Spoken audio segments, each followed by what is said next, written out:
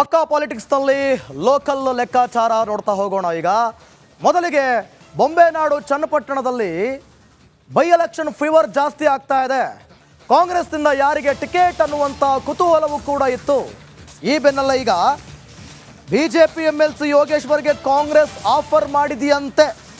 Ticket ಒಂದು ವೇಳೆ ಸಿಗದಿದ್ರೆ ಬಿಜೆಪಿಯಿಂದ ಕಾಂಗ್ರೆಸ್ನಿಂದ ಸ್ಪರ್ಧಿಸುವಂತೆ ಆಫರ್ ಮಾಡಿದೆಯಂತೆ. ರಿಪಬ್ಲಿಕ್ ಕನ್ನಡಕ್ಕೆ ಯೋಗೇಶ್ವರ್ ಆಪ್ತ ಮೂಲಗಳಿಂದ ಮಾಹಿತಿ ಸಿಕ್ಕಿದೆ.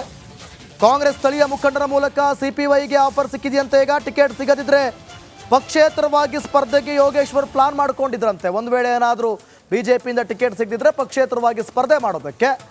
ಸೊ ಹಾಗಾಗಿ ಪಕ್ಷೇತರವಾಗಿ ಬೇಡ, ಕಾಂಗ್ರೆಸ್ನಿಂದಲೇ ಸ್ಪರ್ಧೆ ಮಾಡಿ ಅಂತ ಕಾಂಗ್ರೆಸ್ ಆಫರ್ ಕೊಟ್ರ. ಸೈನಿಕನ ಜನಪ್ರಿಯತೆಯನ್ನು ಬಳಸಿಕೊಂಡು ಕ್ಷೇತ್ರ ವಶಕ್ಕೆ DK ಶಿವಕುಮಾರ್ ಚಿಂತನೆಯನ್ನು ನಡೆಸಿದ್ದಾರೆ. ಮುಂದಿನ ವಾರ ಕಾಂಗ್ರೆಸ್ ಸಭೆ ಕರೆದು ಯೋಗೇಶ್ವರ್ ಆಹ್ವಾನ ಕುರಿತು ಕಾಂಗ್ರೆಸ್ ನಾಯಕರು ಚರ್ಚೆಗೆ ಮುಂದಾಗುವಂಥ ಸಾಧ್ಯತೆ ಇದೆ. ಜೊತೆಗೆ ಈಗ ಮೈತ್ರಿ ಗೊಂದಲ ಬೇರೆ.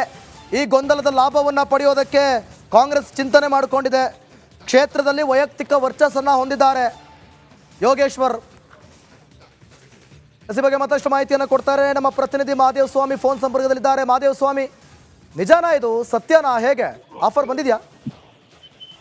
ದಿಲೀಪ್, ಈಗ ಯೋಗೇಶ್ವರ್ ಅವರ ಆಪ್ತ ಮೂಲಗಳಿಂದ ಆ ರೀತಿಯಾದಂತಹ ಮಾಹಿತಿ ಲಭ್ಯವಾಗಿರುವಂತದ್ದು. ಅಂದ್ರೆ ಯೋಗೇಶ್ವರ್ಗೆ ಕಾಂಗ್ರೆಸ್ನ ಸ್ಥಳೀಯ ಮುಖಂಡರುಗಳು ಕೂಡ ಆಫರ್ ಅನ್ನ ನೀಡ್ತಾ ಇದ್ದಾರೆ ಅಂತನ್ನುವಂಥದ್ದು. ಯಾಕೆ ಅಂತಂದ್ರೆ ಈಗ ಮೈತ್ರಿ ಪಕ್ಷದಲ್ಲಿ ಪ್ರಮುಖವಾಗಿ ಈ ಒಂದು ಕ್ಷೇತ್ರ HD ಕುಮಾರಸ್ವಾಮಿ ಅವರಿಂದ ತೆರವಾಗಿರ್ತಕ್ಕಂತಹ ಹಿನ್ನೆಲೆಯಲ್ಲಿ ಈ ಕ್ಷೇತ್ರವನ್ನ JDSಗೆ ಉಳ್ಕೋಬೇಕು ಅಂತನ್ನುವಂತಹ ಒಂದಷ್ಟು ಚರ್ಚೆಗಳು ನಡೀತಾ ಇದೆ. ಹಾಗಾಗಿಯೇ ಈಗ ಹೈಕಮಾಂಡ್ ಕೂಡ ಕುಮಾರಸ್ವಾಮಿ ಅವರ ನಿರ್ಧಾರಕ್ಕೆ ಬಿಟ್ಟಿದ್ದಾರೆ ಅನ್ನುವಂಥದ್ದು. ಅಂದ್ರೆ ತಾವು ಯಾರನ್ನ ಅಭ್ಯರ್ಥಿ ಮಾಡ್ತಾರೆ ಅವರೇ ಮೈತ್ರಿ ಅಭ್ಯರ್ಥಿ ಆಗ್ತಾರೆ ಅಂತಂದ್ರೆ JDSಗೆ ಬಿಟ್ಟುಕೊಟ್ಟಿದ್ದಾರೆ ಅಂತನ್ನುವಂತಹ ಮಾತುಗಳು ಬಂದಂತಹ ಬೆನ್ನಲ್ಲೇ ಈಗ CP ಯೋಗೇಶ್ವರ್ ಅವರು ಈ ಕ್ಷೇತ್ರದಲ್ಲಿ ಉತ್ತಮವಾದಂತಹ ವರ್ಚಸ್ಸನ್ನು ಹೊಂದಿರತಕ್ಕಂಥ ಹಿನ್ನೆಲೆಯಲ್ಲಿ ಅವರು ಒಂದು ವೇಳೆ ಟಿಕೆಟ್ ಸಿಗದಿದ್ರೆ, ಮೈತ್ರಿಯ ಟಿಕೆಟ್ ಸಿಗದೆ ಹೋದ್ರೆ ಅವರೇ ನೇರವಾಗಿ ಪಕ್ಷೇತರವಾಗಿ ಸ್ಪರ್ಧೆಯನ್ನ ಮಾಡ್ಲಿಕ್ಕೆ ಎಲ್ಲಾ ರೀತಿಯಾದಂತಹ ತಯಾರಿಯನ್ನ ಮಾಡ್ಕೊಳ್ತಾರೆ. ಈ ನಡುವೆ ಅವರ ವೈಯಕ್ತಿಕ ವರ್ಚಸ್ಸನ್ನ ಬಳಸ್ಕೊಂಡು ಕಾಂಗ್ರೆಸ್ ಆಫರ್ ಅನ್ನ ನೀಡಿರುವಂತದ್ದು. ಯಾಕಂದ್ರೆ ಈ ಹಿಂದೆ ಕೂಡ ಕಾಂಗ್ರೆಸ್ನಿಂದ ಚನ್ನಪಟ್ಟಣ ಕ್ಷೇತ್ರದಲ್ಲೇ ಕೂಡ CP ಯೋಗೇಶ್ವರ್ ಅವರು MLA ಆಗಿದ್ದಂಥವ್ರು. ಹಾಗಾಗಿ ಅವರ ಜನಪ್ರಿಯತೆ ಜೊತೆಗೆ ಕಾಂಗ್ರೆಸ್ನ ಒಂದಷ್ಟು ಜನಪ್ರಿಯತೆಯನ್ನ ಬಳಸ್ಕೊಂಡ್ರೆ ಕುಮಾರಸ್ವಾಮಿ ಅವರನ್ನ JDSನ ಈ ಒಂದು ಕ್ಷೇತ್ರದಲ್ಲಿ ಸೋಲಿಸಬಹುದು ಅಂತನ್ನುವಂಥ ಲೆಕ್ಕಾಚಾರದ ಆಧಾರದ ಮೇಲೆ ಈಗ ಸ್ಥಳೀಯ ಮುಖಂಡರು ಯೋಗೇಶ್ವರ್ ಅವರಿಗೆ ಒಂದು ಆಫರ್ ಅನ್ನ ನೀಡಿದ್ದಾರೆ ಅಂತನ್ನುವಂಥದ್ದು. ಜೊತೆಗೆ ಮುಂದಿನ ವಾರದಲ್ಲಿಯೇ ಕೂಡ ಒಂದು ಸಭೆಯನ್ನ ಮಾಡಿ ಅಂತಿಮವಾಗಿ ಅವರಿಗೆ ಹೇಗೆ ಆಹ್ವಾನವನ್ನ ನೀಡಬೇಕು, ನೇರವಾಗಿ ಕಾಂಗ್ರೆಸ್ಗೆ ಆಹ್ವಾನವನ್ನು ನೀಡ್ತಾರಾ ಏನು ಅಂತ ಅನ್ನುವಂಥದ್ದನ್ನ ಕಾದು ನೋಡ್ಬೇಕಾಗಿರುವಂಥದ್ದು. ಥ್ಯಾಂಕ್ ಯು ಮಹಾದೇವ ಸ್ವಾಮಿ ನಿಮ್ಮೆಲ್ಲ ಮಾಹಿತಿಗಾಗಿ.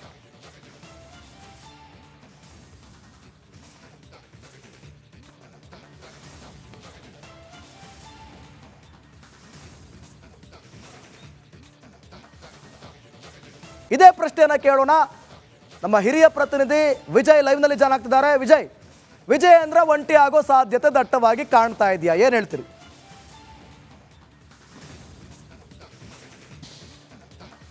ಖಂಡಿತವಾಗ್ಲೂ ದಿವಿತ್, BJPಯಿಂದ ಪಾದಯಾತ್ರೆ ಅಂತ ಅನೌನ್ಸ್ ಆದ ನಂತರ ಸಾಕಷ್ಟು ಅಸಮಾಧಾನಕ್ಕೆ ಕಾರಣ ಆಗಿರುವಂಥದ್ದು. ಈಗ HD ಕುಮಾರಸ್ವಾಮಿ ಬಹಿರಂಗವಾಗಿ ಈ ಒಂದಷ್ಟು ನಡೆಯ ಸಂಬಂಧಪಟ್ಟಂತೆ ಅವರ ವೈಯಕ್ತಿಕವಾಗಿ ಪಕ್ಷ ಬೆಂಬಲ ಇಲ್ಲ, ವಾಪಸ್ಸು ಬರ್ತೀವಿ ಅಂತ ಅಂದರೆ ಏನು ಪಾದಯಾತ್ರೆ ಸಂಬಂಧಪಟ್ಟಂತೆ ಅಂತ ಹೇಳಿಕೆ ಕೊಟ್ಟಿರುವುದು ಈಗ. ಆದರೆ ಕಳೆದ ಒಂದು 4-5 ದಿನಗಳ ಹಿಂದೆ ಪಕ್ಷದ ಹಿರಿಯ ಮುಖಂಡರು, ಅದರಲ್ಲೂ ಬಸನಗೌಡ ಪಾಟೀಲ್ ಯತ್ನಾಳ್ ಮತ್ತು ರಮೇಶ್ ಜಾರಕಿಹೊಳಿ ಅಂತ ನಾಯಕರು ಬಹಿರಂಗವಾಗಿ ವಿಜೇಂದ್ರ ವಿರುದ್ಧ ಅಸಮಾಧಾನ ವ್ಯಕ್ತಪಡಿಸಿದ್ರು, ಗಂಭೀರ ಆರೋಪ ಮಾಡಿದ್ರು. DK ಶಿವಕುಮಾರ್ CM ಮಾಡೋಕ್ಕೋಸ್ಕರ ಪಾದಯಾತ್ರೆ ಮಾಡ್ತಾ ಇದ್ದಾರೆ, ಹೊಂದಾಣಿಕೆ ರಾಜಕಾರಣ ಅಂತ ಗಂಭೀರವಾಗಿ ಆರೋಪ ಮಾಡಿದ್ರು. ಅದು ಯತ್ನಾಳ್ ಅವರು ಯಾವಾಗಲೂ ಕೂಡ ಬಹಿರಂಗವಾಗಿ ಆರೋಪ ಮಾಡ್ತಾ ಇರುವಂಥದ್ದು. ಈಗ ರಮೇಶ್ ಜಾರಕಿಹೊಳಿ ಕೂಡ ಹೇಳಿರುವಂಥದ್ದು ಒಂದಷ್ಟು ಕುತೂಹಲಕ್ಕೆ ಕಾರಣ ಆಗಿರುವಂಥ ಪ್ರಾಮುಖ್ಯತೆ ಪಡ್ಕೊಂಡಿರುವಂಥದ್ದು. ಅದಕ್ಕಿಂತ ಬಹಳ ಪ್ರಮುಖವಾಗಿ ದಿವಿತ್, ಪಾದಯಾತ್ರೆ ವಿಜೇಂದ್ರ ತೆಗೆದುಕೊಳ್ತಿರುವಂತಹ ನಿರ್ಧಾರ ಸಂಬಂಧಪಟ್ಟಂತೆ ಏನಿದೆ, ಒಂದಷ್ಟು ನಡವಳಿಕೆ ಸಂಬಂಧಪಟ್ಟಂತೆ ಇದೆ, ಅದು BJPಯ ಒಳಗಡೆ ಒಂದಷ್ಟು ಪ್ರಮುಖ ಮುಖಂಡರು ಕೂಡ ಅಸಮಾಧಾನ ಉಂಟಾಗಿರುವಂಥದ್ದು. ರಿಪಬ್ಲಿಕ್ ಕನ್ನಡಕ್ಕೆ ಮೂಲಗಳ ಮಾಹಿತಿ ಸಿಕ್ಕಿರುವಂಥದ್ದು ಮತ್ತು ಆಫ್ ದಿ ರೆಕಾರ್ಡ್ ಮಾತಾಡುವಂಥ ಸಂದರ್ಭದಲ್ಲಿ ಹೌದು ಕೇವಲ ಕ್ರೆಡಿಟ್ಗೋಸ್ಕರ ಇವರು ಪಾದಯಾತ್ರೆ ಮಾಡ್ತಾ ಇರೋದು ಆ ಭಾಗದಲ್ಲಿ ಇದು ಅಸಮಾಧಾನಕ್ಕೆ, ಅಂದರೆ ವ್ಯಕ್ತಿಯ ಬಿಂಬಿತಕ್ಕೋಸ್ಕರ ಇದು ಮಾಡ್ತಾ ಇರುವಂಥದ್ದು ಅನ್ನುವಂಥದ್ದು ಕೂಡ ಅವರ ಒಂದು ಅಸಮಾಧಾನ ಕಾರಣ ಆಗಿರೋದು. ಅದರ ಪೂರಕವಾಗಿ ಒಂದಷ್ಟು ನಾಯಕರುಗಳು ಒಂದಷ್ಟು ಅಂತರವನ್ನು ಕಾಯ್ದುಕೊಂಡಿರುವಂಥದ್ದು. ಯತ್ನಾಳ್ ಮತ್ತು ರಮೇಶ್ ಜಾರಕಿಹೊಳಿಯನ್ನು ಅವ್ರನ್ನ ಹೊರತುಪಡಿಸಿ ಉಳಿದ ನಾಯಕರುಗಳು ಕೂಡ ಒಂದಷ್ಟು ನಾಯಕರು, ಅದು ಬೆಂಗಳೂರು ಭಾಗದ ಪ್ರಮುಖ ನಾಯಕರುಗಳು ಕೂಡ ಇದಕ್ಕೆ ಅಸಮಾಧಾನ ವ್ಯಕ್ತಪಡಿಸಿರುವಂಥದ್ದು, ಬಹಿರಂಗವಾಗಲ್ಲ ಆಂತರಿಕವಾಗಿ.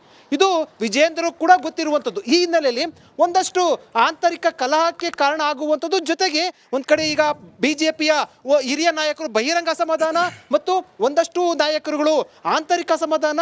ಈಗ ಮಾಜಿ ಸಿಎಂ ಕುಮಾರಸ್ವಾಮಿ ಪಾದಯಾತ್ರೆಗೆ ಜೆಡಿಎಸ್ ಬೆಂಬಲ ಇಲ್ಲ ಅಂತ ಹೇಳಿರುವಂಥ ಹಿನ್ನೆಲೆಯಲ್ಲಿ ಅಕ್ಷರಶಃ ವಿಜೇಂದ್ರ ಏಕಾಂಗಿ ಆಗ್ತಾರ ಅಥವಾ ಇವರೆಲ್ಲಾನು ಹೊರತುಪಡಿಸಿ ಪಾದಯಾತ್ರೆ ಮಾಡ್ತಾರೆ, ಅದು ಯಶಸ್ಸು ಕಾಣುತ್ತಾ? ಇವೆಲ್ಲವೂ ಕೂಡ ಬಿಜೆಪಿಯಲ್ಲಿ ಒಂದಷ್ಟು ಚರ್ಚೆ ವಿಚಾರ ಆಗಿರುವಂಥದ್ದು.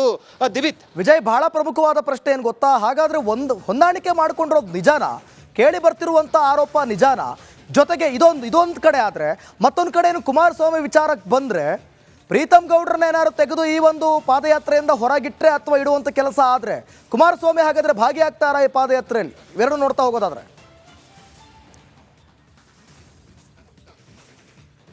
ದಿವಿತ್, ಒಂದು ಮೊದಲನೇ ಪ್ರಶ್ನೆ ಹೊಂದಾಣಿಕೆಯನ್ನು ಸಂಬಂಧಪಟ್ಟಂತೆ ನಾವು ಅದನ್ನು ಅಂದರೆ ಹೊಂದಾಣಿಕೆ ಮಾಡ್ಕೊಬಿಟ್ಟಿದ್ದಾರೆ ಅಂತ ನಾವು ಕೂಡ ಹೇಳೋಕ್ಕಾಗೋದಿಲ್ಲ. ಯಾಕಂದರೆ ಅದಕ್ಕೆ ಸಂಬಂಧಪಟ್ಟಂತೆ ಬಹಳ ಗಂಭೀರವಾದಂಥ ಆರೋಪ ಯತ್ನಾಳ್ ಮಾಡಿರುವಂಥದ್ದು. ಅಂದರೆ ಡಿ.ಕೆ. ಶಿವಕುಮಾರ್ ಜೊತೆ ಇವರು ಹೊಂದಾಣಿಕೆ ಮಾಡ್ಕೊಂಡಿದ್ದಾರೆ ಅಂತ ಗಂಭೀರ ಆರೋಪ ಮಾಡಿರುವಂಥದ್ದು. ಅದಕ್ಕೆ ಸಂಬಂಧಪಟ್ಟಂತೆ ಈಗ ಅವರೇ ಉತ್ತರ ಕೊಡಬೇಕಾಗುತ್ತೆ. ಜೊತೆಗೆ ರಾಜಕಾರಣದಲ್ಲಿ ಒಂದಷ್ಟು ಲೆಕ್ಕಾಚಾರಗಳು ಮತ್ತು ಮುಂದಿನ ರಾಜಕೀಯ ಭವಿಷ್ಯಕ್ಕೆ ಒಂದಷ್ಟು ತಂತ್ರಗಾರಿಕೆಗಳು ಕೂಡ ನಡೀತಾ ಇರ್ತವೆ. ಅದೆಲ್ಲ ಪಕ್ಷದಲ್ಲೂ ಕೂಡ ಕಾಂಗ್ರೆಸ್, ಬಿಜೆಪಿ, ಜೆಡಿಎಸ್ ಅಥವಾ ಪ್ರಮುಖ ನಾಯಕರುಗಳೆಲ್ಲರಲ್ಲೂ ಕೂಡ ತಮ್ಮದೇ ಆದ ರಾಜಕೀಯ ಲೆಕ್ಕಾಚಾರಗಳನ್ನ, ತಮ್ಮದೇ ಆದ ಒಂದು ಪಾನನ್ನು ಮೂವ್ ಮಾಡಲಾಗ್ತಾ ಇರುತ್ತೆ. ಅದು ರಾಜಕೀಯದ ತಂತ್ರಗಾರಿಕೆಯ ಭಾಗ. ಮತ್ತು ಜೊತೆಗೆ ಈಗ ಇತ್ತಿರೋದು ಕೇವಲ ಪ್ರೀತಮ್ ಗೌಡ ಒಂದೇ ವಿಚಾರ ಅಲ್ಲ. ಕುಮಾರಸ್ವಾಮಿ ಅವರು ಏನು ಕುಮಾರಸ್ವಾಮಿ ಆರೋಪ ಮಾಡಿರುವಂಥದ್ದು ಅಥವಾ ಆಕ್ಷೇಪ ವ್ಯಕ್ತಪಡಿಸಿರುವಂಥದ್ದು, ಪ್ರಮುಖವಾಗಿ ಜೆಡಿಎಸ್ ಅನ್ನ ವಿಶ್ವಾಸಕ್ಕೆ ತೆಗೆದುಕೊಳ್ತಾ ಇಲ್ಲ. ಎಲ್ಲೂ ಕೂಡ ಬ್ಯಾನರ್ಗಳಲ್ಲಿರಲಿ ಅಥವಾ ನೀವು ಪೋಸ್ಟರ್ಗಳು ನೋಡ್ಬೋದು, ಪೋಸ್ಟರ್ಗಳಲ್ಲಿ ಎಲ್ಲೂ ಕೂಡ ಜೆಡಿಎಸ್ ನಾಯಕರುಗಳ ಫೋಟೋ ಇಲ್ಲ. ಬಿಜೆಪಿಯ ಪಾದಯಾತ್ರೆ ಅಂತ ಅನೌನ್ಸ್ ಮಾಡಿರುವಂಥದ್ದು, ಅದರ ಪೋಸ್ಟರ್ ರಿಲೀಸ್ ಮಾಡಿರುವಂಥ ಹಿನ್ನೆಲೆಯಲ್ಲಿ ನಮಗೇನು ಕೆಲಸ ಅಂತ ಅವರು ವಾಪಸ್ಸನ್ನು ಬಂದಿರುವಂಥದ್ದು. ಇದು ಇರುವಂಥ ಪ್ರಶ್ನೆ. ಜೊತೆಗೆ ಪ್ರೀತಮ್ ಗೌಡದು ಕೂಡ ಒಂದು ಪ್ರಶ್ನೆ ಇರುವಂಥದ್ದು, ಅಂದರೆ ಒಂದು ಕಾರಣ ಇರುವಂಥದ್ದು. ಇದಕ್ಕೆ ಈಗ ವಾಪಸ್ ಇಲ್ಲ ಅಂತ ಬಂದಿರುವಂಥ ಹಿನ್ನೆಲೆಯಲ್ಲಿ, ಅಂದರೆ ವಾಪಸ್ ಬಂದಿರುವಂಥ ಹಿನ್ನೆಲೆಯಲ್ಲಿ ಈಗ ಬೆಂಬಲ ಇವೆಲ್ಲವೂ ಕೂಡ ಸರಿಪಡಿಸ್ಕೊಂಡು ಬೆಂಬಲ ಕೊಡ್ತಾರಾ? ಜೊತೆಗೆ ಬಹಳ ಪ್ರಮುಖವಾಗಿ ಮುಂದಿನ ದಿನಗಳಲ್ಲಿ ಪಾದಯಾತ್ರೆ ಮಾಡಿದ್ರೆ ಆಗ ನೋಡೋಣ ಅಂತ ಹೇಳಿರುವಂಥದ್ದು. ಈ ಹಿನ್ನೆಲೆಯಲ್ಲಿ ಸದ್ಯಕ್ಕೆ ಈಗ ಇವರೆಲ್ಲ ಏನೇ ಸರ್ಕಸ್ ಮಾಡಿದ್ರು ಕೂಡ ಬೆಂಬಲ ಕೊಡುವಂಥದ್ದು ಅನುಮಾನ. ಆದರೆ ಮೈತ್ರಿ ವಿಚಾರ ಬೇರೆ ಮತ್ತು ಈ ರಾಜಕಾರಣ ಬೇರೆ ಅಂತ ಹೇಳುವ ಮೂಲಕ ಒಂದು ರೀತಿಯಲ್ಲಿ ಒಂದು ಸಂದೇಶವನ್ನ ರವಾನೆ ಮಾಡಿರುವಂಥದ್ದು. ದಿವಿತ್, ಓಕೆ, ಥ್ಯಾಂಕ್ ಯು ವಿಜಯ್ ನಿಮ್ಮೆಲ್ಲ ಮಾಹಿತಿಗಾಗಿ.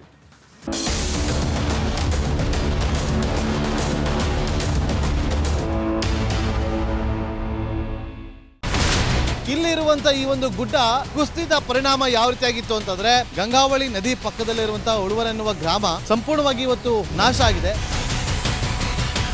ಮನೆ ಮಠ ಏನಿಲ್ಲ, ಎಲ್ಲ ಹೋಗ್ಬಿಟ್ಟಿದೆ. ಇವತ್ತು ರಿಪಬ್ಲಿಕ್ ಕನ್ನಡ ಮಾಡಿದಂತ ಒಂದು ವರದಿಯಿಂದಾಗಿ ಎಚ್ಚೆತ್ತುಕೊಳ್ಳುವಂತ ಕೆಲಸ ಸರ್ಕಾರ ಮಾಡಿದೆ, ಸಚಿವರು ಕೂಡ ಮಾಡಿದ್ದಾರೆ. 2 ಗಂಟೆಗೆ ಸುದ್ದಿ ಮೂಡಿಸಿದ್ದು 6 ಗಂಟೆಗೆ ಎಲ್ಲ ಸಚಿವರು ಮಿನಿಸ್ಟರ್ ಎಲ್ಲ ಬಂದು ಇಲ್ಲಿ ನೋಡೋಗಿದ್ದಾರೆ. ಎಲ್ಲಾ ಜನರಿಗೂ 1,20,000 ಮತ್ತೆ ಅವರಿಗೆ ಮನೆಗೆ 5 ಲಕ್ಷ.